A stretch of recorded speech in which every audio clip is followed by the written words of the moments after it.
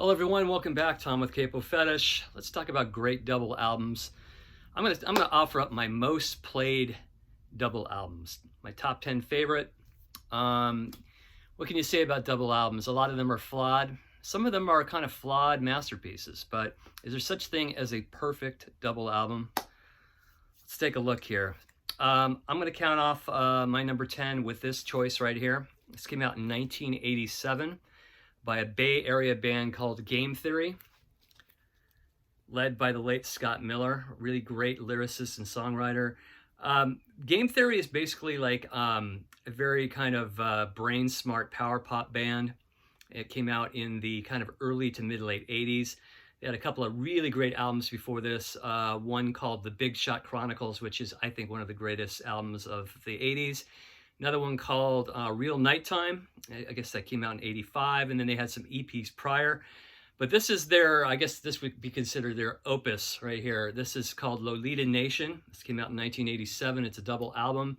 It's kind of them trying to cover every type of music, I guess, that they can in a span of like 80 minutes. Some of it works, some of it doesn't. The stuff that works is really, really, really great. Here I have the hype sticker. It says, likely the strangest pop record of the 80s, Lolita Nation is a double album dream state roller coaster ride through the world of Game Theory, a world of modern music at its most bone-crushingly psychotic and its most achingly beautiful. I think that's the best way to describe it. Side 3, I think in particular, they really go way out there. A lot of editing, kind of doing their like Zappa thing, but highlights on this album would be the song called The Real Sheila, which is just a great power pop song. Another great one is called We Love You, Carol and Allison. Another one is called Andy in 10 Years. It's just a smattering of a lot of great songs with a lot of weirdness. Highly recommended if it's still in print. The Game Theory album Lolita Nation from 1987. Coming in at number 9 for me is Something Anything, the 1972 album by Todd Rundgren. Again, Todd covers a lot of ground on this album, a lot of power pop, a lot of torch type songs, ballads. One of my favorites on here is, what's the song called? Couldn't I Just Tell You? Just one of the greatest power pop songs. Of course, Hello, It's Me, great single. I Saw the Light, which almost sounds kind of like a Carole King cut. And there's just a lot of other really great songs. I Went to the Mirror. I'd say 3/4 of this is just fantastic. There's a couple songs on here that should have probably been lifted off. But, you know, as all double albums, you know, everything is thrown in, including the kitchen sink. But I'd say this is just about a 5-star album, and I rate it very high. It's one of my favorite Todd Rundgren albums next to Hermit of Mink Hollow. So this is 1972, Todd Rundgren's Something Anything. Another one I've been playing for the past 20 years quite a bit, I've mentioned this in previous videos, is Tom Waits' Nighthawks at the Diner. Even though it's a live album, it's really a collection of new songs for Tom at that time. It was kind of a mock style type of nightclub setting. I guess people were invited, special guests were invited to the actual recording studio for this kind of mock style, you know, late night cafe vibe. But all the songs are new up to this point. This is his 3rd album, came out in 75. Just chock full of great, great songs, along with great in-between song banter, great funny stuff. This guy could have been a stand-up comedian. Eggs and Sausage is an all-time classic. You got Better Off Without a Wife. Just incredible, like, incredible, long kind of readings of different character studies like Big Joe and Phantom 309. You have kind of jazz workouts like Spare Parts. I mean, he's playing behind an incredible band, incredible jazz band. I highly recommend it if you've never heard this type of side of Tom Waits. It's just spectacular. To me, this is a 5-star record. It's fantastic. Nighthawks at the Diner, 1975, Tom Waits. Coming in at number 7 is Electric Ladyland by Jimi Hendrix. Coming off of 2 just absolute perfect albums, Are You Experienced and Axis Bold as Love. Here he goes full throttle on 2 albums worth of excellent material.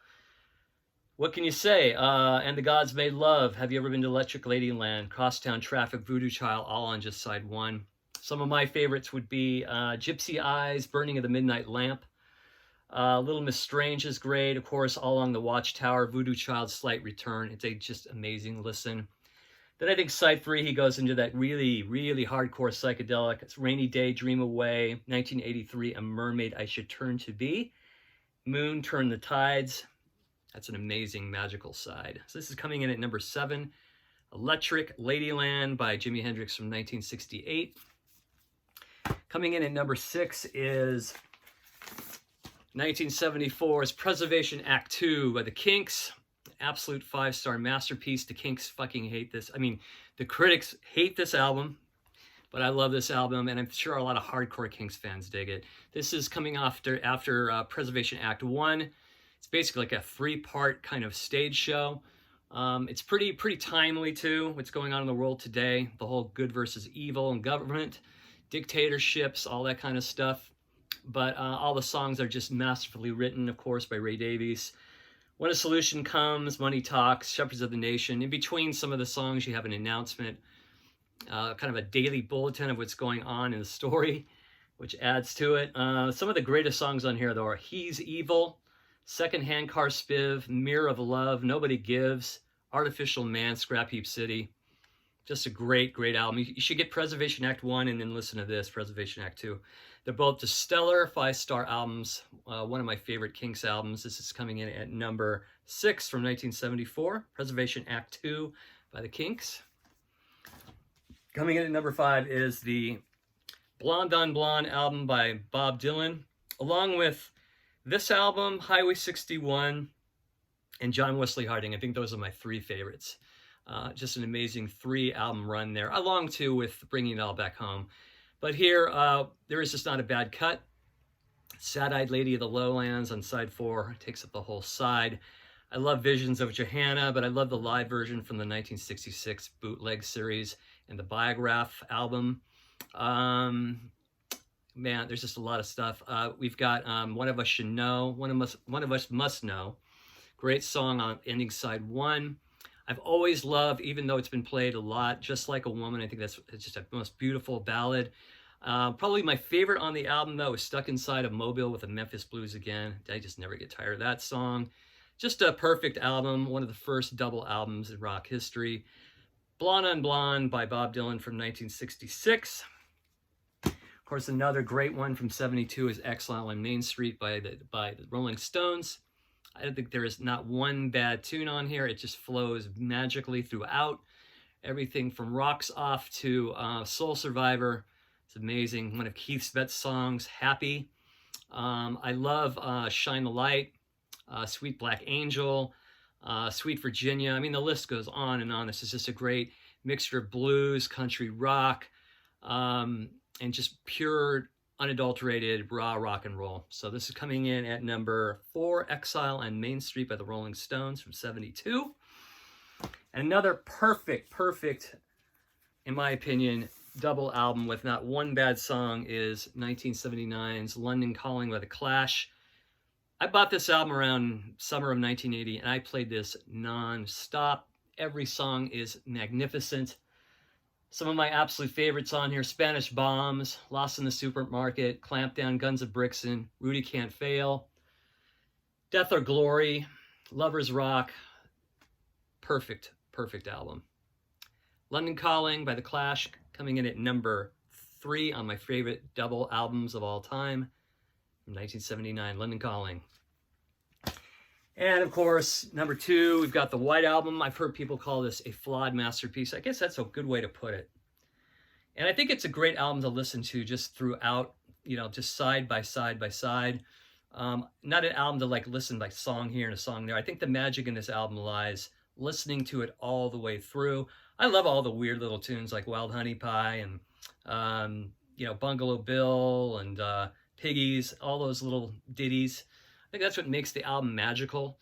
Side 4 does lack a little bit. It's not even because of Revolution 9. I kind of dig Revolution 9 after all these years. I don't really care for Good Night. I think that's one of the worst endings to an awesome Beatles album. But other than that, I think it's just an incredible album. Side 3 is awesome. Sexy Sadie, Long, Long, Long. Side 2, I'm So Tired, and on and on and on. I think probably if I had to pick one side, though, it would probably be side one. I love the way side one flows. I love how just the way the songs flow, the way you know, Bungalow Bill goes right into While My Guitar Gently Weeps, and then ending with Happiness is a Warm Gun, which I think is probably my favorite on the album. So this is coming in at number 2, 1968's The White Album by the Beatles. And I think over the years, my absolute played double album is Genesis's The Lamb Lies Down on Broadway. I think this is just an absolute masterpiece of a record. Some people don't really care for the second record, sides 3 and 4, but side 1 and side 2 are probably the most perfect Genesis sides of any Genesis album, in my opinion. It's just perfection. Lamb Lies Down on Broadway, Flying a Windshield, you know, going through Broadway Melody of 74, and then In the Cage, Grand Parade of Lifeless Packaging, side 2 with Back in New York City.